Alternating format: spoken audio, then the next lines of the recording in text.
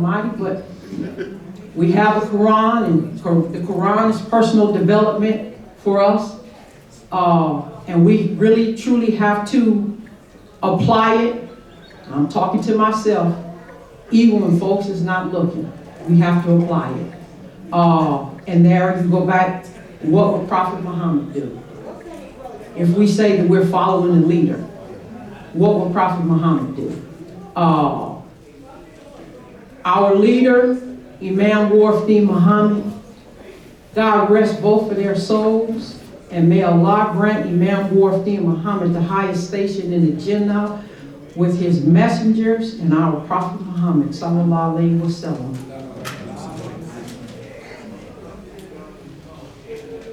When he came to us for leadership, with leadership,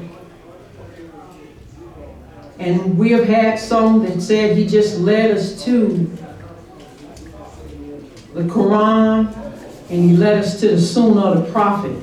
I'm going to beg to differ, just like he did.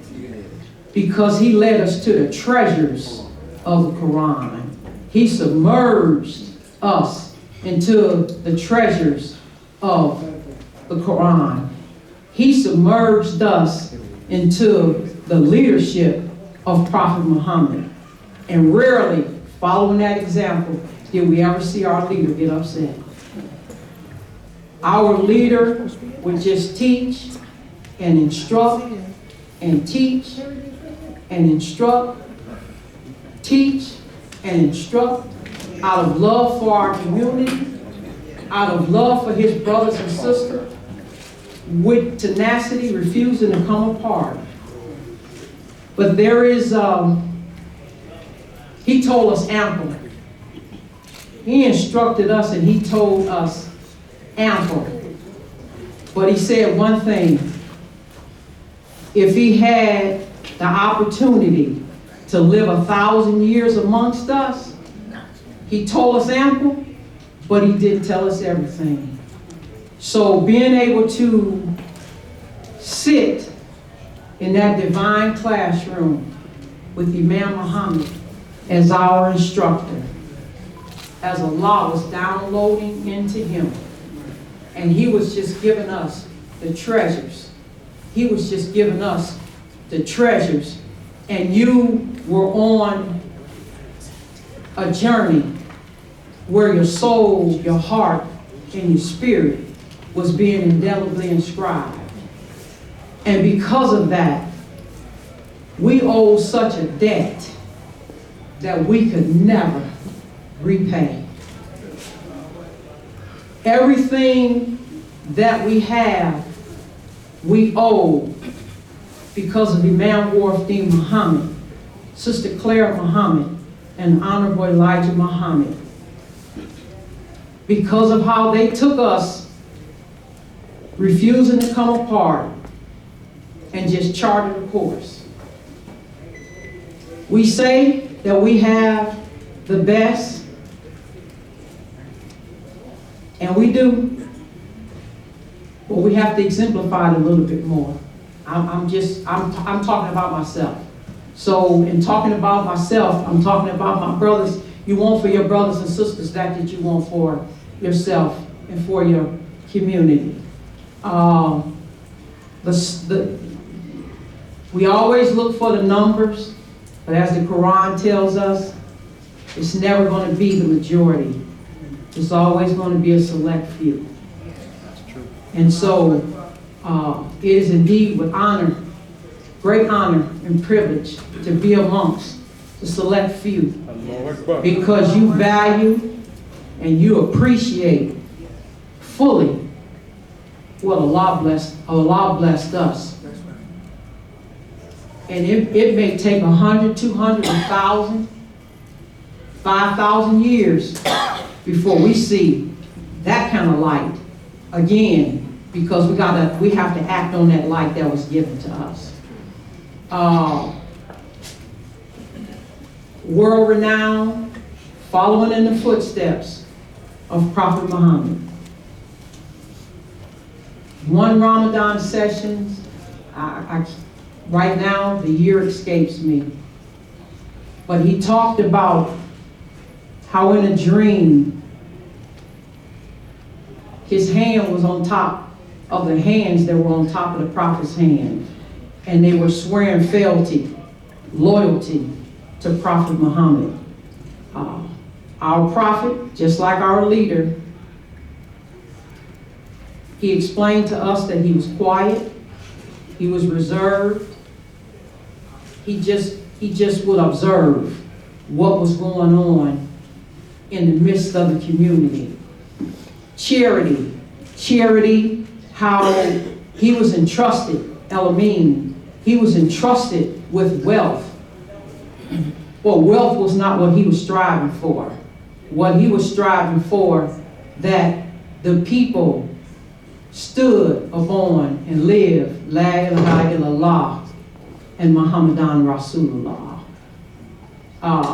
When enemies came against him and did heinous crimes against humanity, to his family and to the believers, because they said they believed and had faith and trust in Allah. When they went back into Mecca victorious, there was not to be any bloodletting. There was nothing vicious that took place. He gave that demonstration of peace. Allow us to reflect back. I'm checking my own self with some of the craziness that came against Imam Muhammad. When we reflect back, hindsight is 20/20, we have crystal clear vision. When he knew that he was in the midst of his enemies, as we heard Brother Wharf II say about his father, when he knew that he was in the midst of his enemies, he had a twinkle in his eye. But the enemy didn't even know that the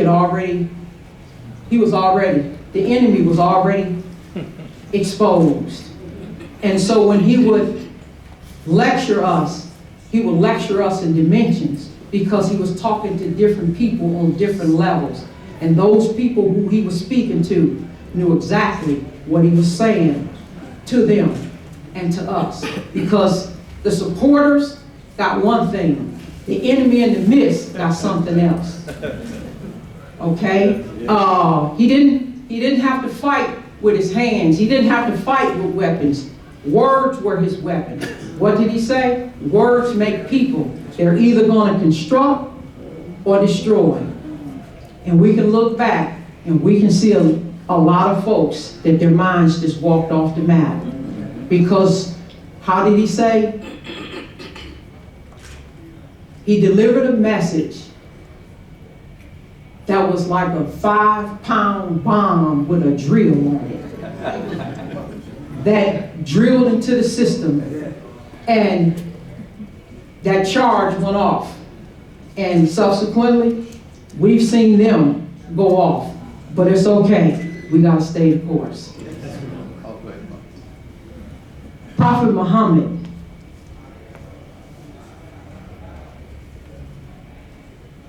lost his wife, a businesswoman. Sisters, praying for a mate. I want to pray for a mate like Prophet Muhammad, okay? And pray that we can be like Sister Khadijah, business women, with the focus of community, making sure community has. And when the heinous things against humanity came against Prophet Muhammad, when they had to leave Mecca and go to Medina, where the religion and the community was established, he lost Lady Khadijah in that transition. He stayed focused and he didn't lose the course. He just kept moving forward. And when they established the community in Medina and came back to Mecca victorious. And that was in that peninsula, and it has spread all across the globe. And I don't know, we have books that have been written by others outside of our community on Prophet Muhammad, sallallahu alaihi wasallam. But I'm going to give you, there was one that was recommended to us. Somebody may have to help me. But the Imam recommended a book to us on world religions back in 2000 at the Harvey Islamic Center. John Esposito talked about the leadership of Prophet Muhammad. Okay? Read a book. I don't know how many of you have read the book, Think and Grow Rich, the original version. Yes. The original version talks about the leadership of Prophet Muhammad and how his leadership has impacted the world from back then, and his leadership model is still being followed to this day. Silently, but when you see it, you know that his leadership is being followed to this day. And we have our leader, Prophet Muhammad, our leader, Imam Deen Mohammed. May Allah be pleased with him, following in that leadership. World renowned, and passed the baton. He passed the baton to his son. That's right.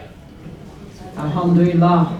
That's right. Yes. Still recognized in world parliaments of religion. That's right. The folklore. World religions of peace. That's right. Religions of peace. International. It's on the international. So we're the leadership that we follow is not small. That's right. It's not a small leadership. And you all remember when Imam Muhammad would tell us the religion of Al-Islam is not for no small people, great individuals. Okay? I want to say something, but Imam Muhammad used to do lectures at Masjid Bilal in Cleveland, Ohio. Masjid Bilal in Cleveland, Ohio owes a debt, good God Almighty, that really can never be repaid. And our Musalla would fill up. They would come from all across the United States. He would meet in Masjid Bilal monthly, or maybe every 2 months, and he would also meet in Detroit every month. Okay, and so we would go back and forth to Detroit. But he did something in Cleveland, Ohio. The year was 1999. It was before that Philadelphia. It was in April 1999, before that Philadelphia convention, where the sister led that convention, and she did an incredible job as well. And we got a chance to hear Dr. Suleiman Inyang do a historical perspective from the Honorable Elijah Muhammad down to Imam Deen Muhammad without notes in front of him. And he blew us out the water. And he said how they're going to look back in time on history, and they're going to see a blip in history. And when they see it, they're going to see the Honorable Elijah Muhammad, and they're going to see Imam Deen Muhammad, and they're going to see the impact that they had upon society. But in Cleveland, Ohio, sitting in the back, and I'm a note taker because that's how I think, Imam Muhammad said this, and I'm going to end with this. He said a path suggests progress. And I absolutely refuse, and he stepped away from the podium. I absolutely refuse to not let Allah see me making progress on this road with a cemetery of dead on my back. You hear that? I couldn't write no more. It's like indelibly. So when you hear me say indelibly inscribed, for those who try to bury Imam Muhammad's works, they forgot that he was a constant gardener, cultivating and planting seeds. He made it too expensive for you to think that you can bury him, because those seeds was buried in us. And the seeds are coming alive as they need to, because we got to stay the course to make sure that Imam Deen Mohammed has an excellent and bright future. Assalamu alaikum.